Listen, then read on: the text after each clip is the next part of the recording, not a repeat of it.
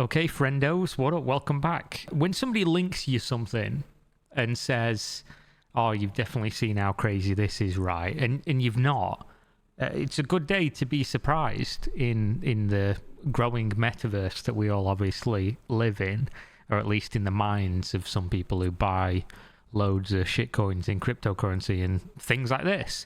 So what we've got here is apparently the world's first Web3 phone.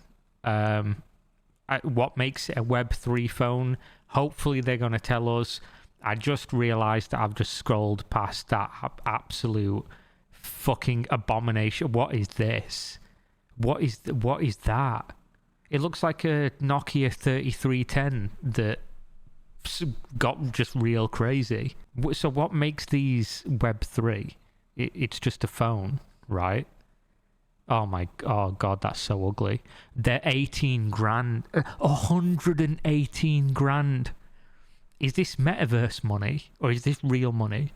There's no way somebody's paying. Bro, I know people pay ridiculous money nowadays for phones. I'm guilty of it myself. I've got an expensive phone. I think a lot of people do nowadays. But they're like $1,000 in US dollars, like a new phone from Samsung or whatever. 20 grand for something that looks like it was rejected from the Matrix movie set. Like, what the fuck? What is this? This one's a gold diamond alligator. Let no one ever tell you that people that buy cryptocurrency and NFTs are smart with their money, because fuck me, the world's first luxury mobile phone brand. Has it come this far? Have we strayed from the light so ridiculously? It was founded in 1998 and has its headquarters and workshop in Hampshire, UK. Fuck! And it's not even an American. We can't even laugh at it for being American.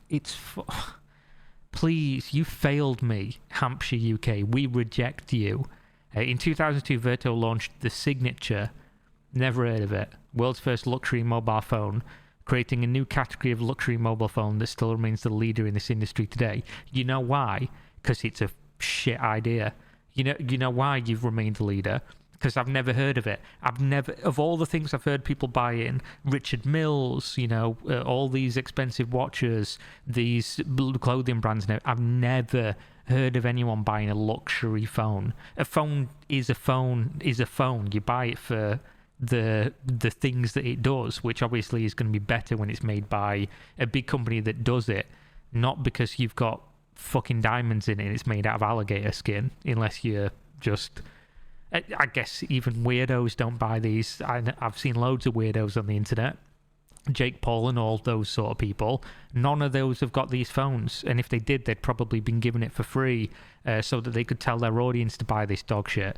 But most people couldn't anyway because this is mad expensive for seemingly no reason.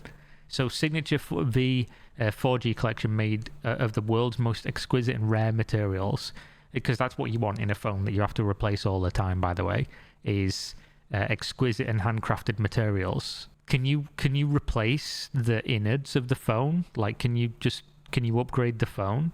Vertu Private Assistant Service. Vertu's unique British private assistant service is dedicated to providing you with access to an extraordinary world. I don't even know what this means. You get a collateral pack, which includes a quick start guide, warranty booklet, and authenticity card, because you got to be able to fucking... If somebody pulls your card and says, you definitely don't own a phone you spent 20 grand on, you want to be able to prove to somebody that you are that fucking stupid. So you obviously need an authenticity card, so you can pull it out and go, I am a certified fucking dickhead. And they can go, yes, you are. And by they, I mean society, because where have we gone? Where have we come from? Where have we gone? Finished that. So you can also buy an Asta P. I want to know about the Metavertu though. What a shit name as well. Have you got your Metavertu? No? Got other priorities like not being a fucking loser. Maybe that's a bit mean. Maybe you're not a loser, because with these you've only got to spend $4,400 to get yourself a racetrack design black calf 5G Web3 phone.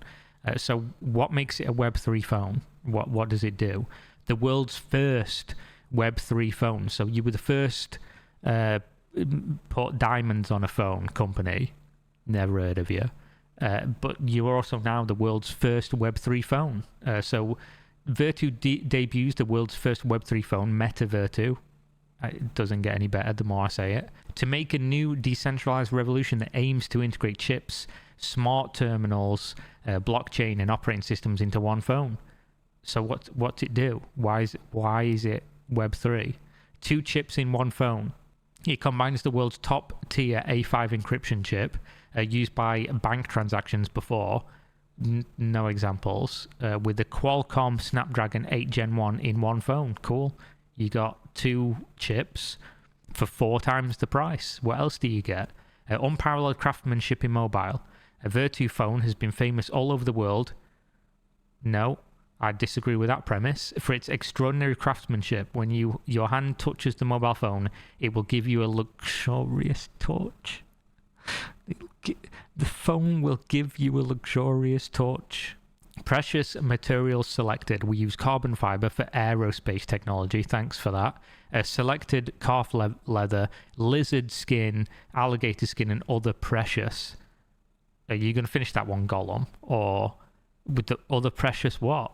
Your fucking website doesn't work, brother. You've been making these quality phones for so long. You've forgotten how to make a quality fucking website. Lifetime large phone memory. I don't know what that means. Let's let them explain. Pro 18GB RAM plus 1TB ROM plus 10TB IPFS storage can store more than 10,000 movies or 2.5 million songs. Because that's exactly what I use my phone for. There's not services like this, like Cloud and Plex and things like that you can just spend money on normally. What you need is to walk around with 10,000 movies just in case the world ends, and then you can be decentralized from society and go live in a fucking cabin or something with your 4.4 grand phone. At the low end, by the way. The large phone memory will store all the important data in your life and solve your storage problem. Never had one, but fair enough. At least not with my phone. A dual system one-click switch. Vertu phones feature seamless integration of both Android and Web3, allowing you to switch between them with just a single tap. You've still not explained to me what makes this phone Web3. Exclusive concierge service. You can reach out to 147 services, including catering, lodging, traveling, restaurant booking, motels, auto rentals, airline tickets, etc., to embrace the luxury of a personal butler service like never before. I guess that's cool if it actually works. Does it do anything? Because I can reach out to all them instantly as well using my personal butler service, google.com. What I do when I want to book a flight or go to a motel, don't have those anywhere I've ever been, but a hotel, whatever else, restaurant, I go Google, type in the thing, and then there you go, just does it, just does things.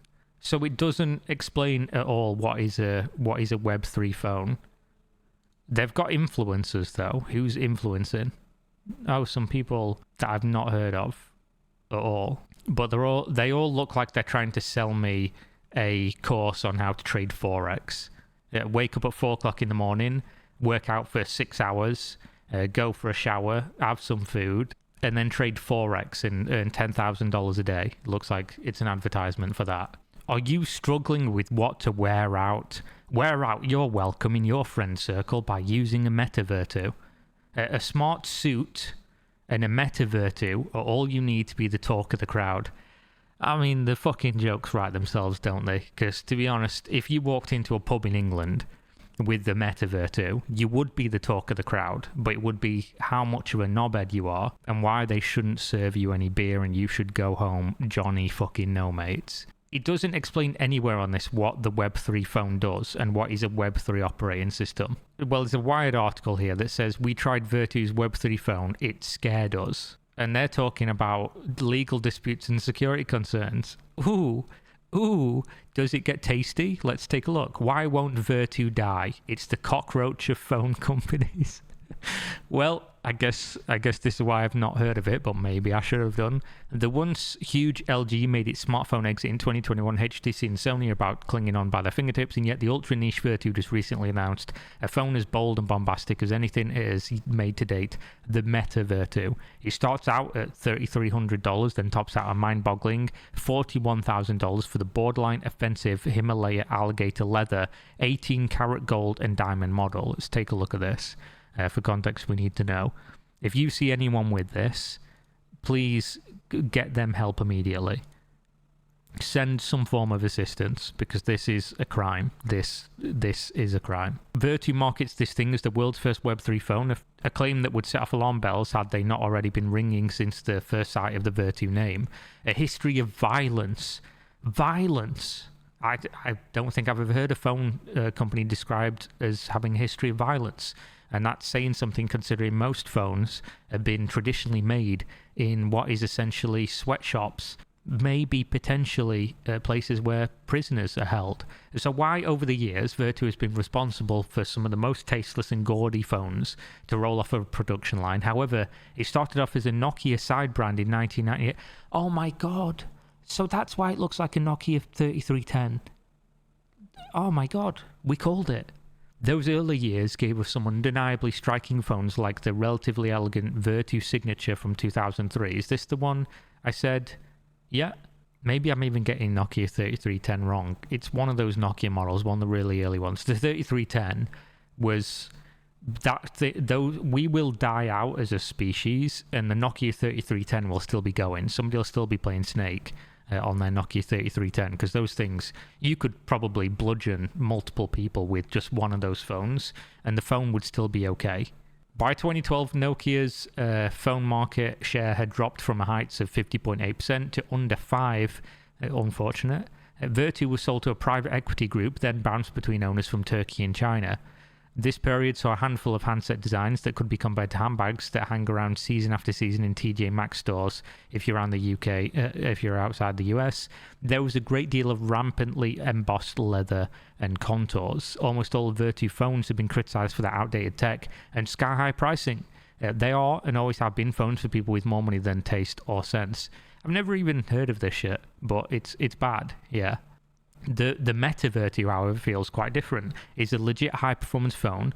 I'd expect so. And while the base design is pedestrian and some of its specs are slightly past their prime, like the Snapdragon 8 Gen 1 processor components available at the phone's October 2022 launch, were not drastically better. So the Metavertu has a bold OLED screen and a responsive triple rear camera. Are they about to tell us that it's good? Are they about to tell us that they're scared because this phone's good? Please don't do this to me. It's got a tempered glass screen, it's got good RAM, it's got good storage. Oh, but the office block, apparently, if you search for it online, you'll also find an accountancy firm, furniture exporter, advertising agency, and a toy company, all registered to the same Room 505. Oh, so this was the old HQ in the UK. A budget supermarket now stands in its spot. Such is life. Oh, so Vertu went catastrophically bankrupt in 2017, and it's now alive today due to Godin Holdings figure Gary Chen. Okay, so let's just skip to the Web3. I just want to know what the fucking phone does. So it's the world's first Web3 phone, okay? The positioning is geek luxury, completely different versus the fashion luxury of older Vertu phones, say Sha. I think it's ridiculous in both senses, but okay. Classic Vertu models came with a concierge service, which was outsourced to a third-party company. Of course it was. The Metavertu still has concierge of sorts, but this time it's in the shape of hotel, air ticket, and restaurant reservation forms that quite literally link you to a Google Sheets page inside a Vertu Life app. Crazy that I was right on this one as well. That's fucking mad. So the process is much like booking directly on a website for yourself, but it's sure to put hackles up about privacy and security, or at least it should. Alternatively, you can call the concierge line phone number, but this is exactly the same generic customer service number found published on Vertu's own website. Luxury service indeed. So the Web3 phone is using Google, so it's not Web3. Much like much of Web3, or almost all of it, it's built completely on Web 2. Like, it just doesn't function or operate without Web 2. Because you need Web 2 to interact and interface with it at every single level. Run all their communities on Web 2, all the website interfaces and everything, all Web 2. And this is why it confuses me when people even say things like Web 3 gaming. What you've got is a game that interfaces with Web3. You don't have a Web3 game because you're not hosting assets and systems and things like that and the actual code on chain for 99.9% of cases. So what the fuck is a Web3 phone when there's almost nothing to interact with in Web3 that doesn't use Web2? Just false advertising in my eyes. So the term Web3 refers to technologies such as cryptocurrencies, ideas of turning video games into commodity marketplaces more than they currently are, good one Wired, and pretty much anything to do with the blockchain. Now Web3 has interesting potential and is a honeypot for venture capital investment. Not anymore, it isn't. But it also is replete with opportunists ready and willing to exploit the credulous. This VC clientele chimes with Vertu's approach. The target market seems to be tech investors, investment bankers, crypto buffs, and so forth, says Shah of the Metavertu seemingly ideal customer. Contrary to the company head's claims, for example, the Metavertu does have Google Play access. Very Web3 then. Web3 lives in the Metavertu as a stack of custom apps that range from the prosaic to the bizarre. They all sit in a password-protected metaspace base app. This is fucking just nightmare fuel, which claims to be encrypted. You input a password to enter it like a secure file store app you may have tried before. Inside, there's a place to store your crypto wallet details called Value. VBox offers cloud storage. DApp Store is an app store that is, at the time of writing, empty, aside from Vertu's own stuff, and a few web shortcuts posing as apps. Love it. Love this Web3. Venture is a custom web browser whose homepage is stacked with crypto links, and VShot is a camera app that lets you mint up to 5 images per day. Oh my god, amazing. It's like they've just commodified fucking everything. Why wouldn't you want this phone? Oh, have you ran out of your camera chargers for the day? I love Web3. This last one is sure to pick up some attention. Minting typically refers to the creation of an NFT. A phone that mints NFTs, that's the dream for some. Yeah, fucking hell. Yeah, real good dream. However, while Vertu calls it an NFT camera, it appears to primarily be a way of proving copyright ownership by linking the file to a unique ID. It's not clear whether there's any blockchain action going on here. Just imagine. Why can't we tell you definitively? Well, Vertu demands you supply not just your real name and either your driver's license number or passport number to use VShot, but a picture of its information page and a picture of you holding your ID. Jesus Christ. You're left waiting for up to 5 minutes with a load bar spinning before you'll see this bizarre info request too. If this doesn't make you worried, it should. Vertu's terms and service claims this ID is required by the People's Republic of China. Oh, fucking hell. And goes on to leave one with the impression that maybe you shouldn't bet the bank on any due diligence from Vertu in checking the apps made available through the DApp Store, among other worrying clauses. The entire poorly written script doesn't quite reach the levels of, if you use this software, you are on your own should something go wrong. But let's just say it is very different from the terms and conditions page you'd expect from any normal app store. We're certainly not in the Google Play Store anymore. No, you're in the metaverse, baby. You're in Web3. Never before have I used a phone where I felt so unsafe. One that feels like it could be used to scam me. Though to be clear, I have no evidence that it is. If it's Web3, if somebody's not trying to scam you every minute that you're interacting with it, is it really Web3? Are you blockchaining if nobody's trying to fucking take your money, grab you by the ankles, spin you upside down and shake you for your pennies? It's just what Web3 is about. Like, you're paying $3,300 for the quintessential cryptocurrency experience. I think that's actually part of the price. You're paying that extra money for the privilege and the fun of just experiencing the world that we live in. So if you're about to dismiss this as anti-Web3 paranoia, oh no, I'm not. Just wait a minute. Right now, at least 2 versions of Vertu exist online. There's the Vertu that makes the Metavertu, based in Hong Kong and China, and Vertu AK France. Vertu AK France accuses the current Chinese incarnation of Vertu of massive accounting and financial fraud. On its website, it claims to be the real Vertu online while selling classic Vertu handsets that must have been manufactured years ago. Who are we? We are Vertu AK France, a company registered blah blah blah. We're the parent company and the owner of the sole shareholder of the Vertu companies, except those established in violation of trademark laws, including Vertu Corporation Limited UK under liquidation, Vertu Operations Limited UK, Vertu Hong Kong Limited under liquidation, Vertu USA under liquidation, and others. So there's criminal proceedings going on in the relevant jurisdiction for the conduct of Mr. Gary Chen and Gordon Watson and Miss Mary Ma and others. Complaints have been made and filed with relevant authorities. Anti-money laundering Mate, this was just a phone. I was just supposed to laugh at this, not find some crazy fucking mad conspiracy going on. Then again, if you're selling this, I've got to assume there's something bad going on. Vertu, oh my god, Vertu AK France is not your classic underdog though. Is this another controversy? It's owned by Hakan Uzan, a man exiled from Turkey. What the fuck is this? Exiled from Turkey amid fraud investigations that led to 219 companies under the Uzan umbrella being seized, and his brother Sem Uzan being sentenced in absentia to 23 years in prison for racketeering. Mate, what is this? The criminals are stealing from the criminals. This is truly Web3. Holy shit. This is the most Web3 fucking article I've ever read. Members of the Uzan family have been living in France, having been granted political asylum. In 2021, Hakan and Sem Uzan attempted to sue Vodafone, Motorola, BlackRock and other entities for a combined $68 billion for those assets seized almost 2 decades prior. What the fuck is this? Mate, they're just silly phones. I just wanted to laugh at the silly phones, but I guess there's more to this one than meets the eye. Massive alleged criminals from Turkey, alleged criminals from China and Hong Kong, and they're all fighting over silly phones that nobody should ever buy. That's crazy. Let them fight. I think this is where I sit on that one. But there we go. Web3, fucking amazing as always. Just providing daily content at this point. Much I just ignore for the sake of my own sanity. But there we go. Thanks for watching. See you next time. Peace.